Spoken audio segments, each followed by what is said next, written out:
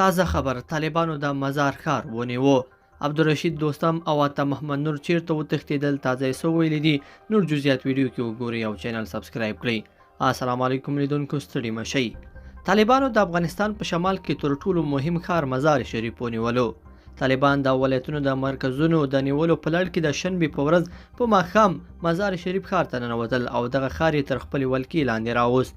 سرچینې وایي چې عبدالرشید دوستم او عطا محمد نور چې د هیواد په شمال کې د طالبانو په وړاندې د جګړې مشري کوله، د طالبانو له لوري د مزار شریف ښار تر نیولو وروسته د حیرتان له لوري ازبکستان ته واوښتل.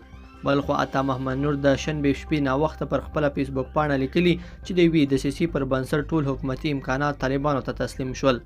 نوموړي ویلي دي چې غوښتل دی او عبدالرشید دوستم هم په لومه کې واچوي خو بریالي نه شول. عطا محمد نور لیکي چې اوس له عبدالرشید دوستم د بلخ له والي وکیلانو د بلخ د ولایتي شورا له رئیس او نورو چارواکو سره په یو خوندي ځای کې دي، خو نه یې دي ویلي چې چیرته دي او دسیسه چا ورته جوړه کړې وه. د مزار شریف اوسیدونکو ویلي دي چې د امګړۍ په مزار شریف ښار کې جګړه نشته او د امنیې قمندانۍ او د ولایت د مقام په ګډون ټولې دولتي ادارې د طالبانو لاسته لوېدلې دي.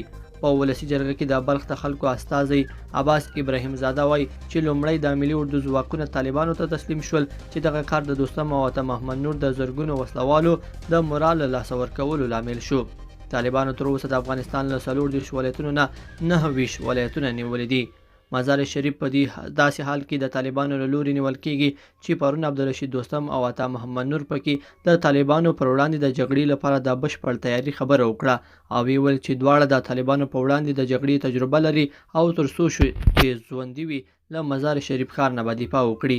لیدونکو په دې هیله چې دا مطلب به مو راسره تر پایه پورې لیدلی وي. کومه دغه ویډیو خوښه شوې ویډیو لایک کړئ د سره او چینل سبسکرایب کړئ. تر بلې ویډیو پورې ښه وخت.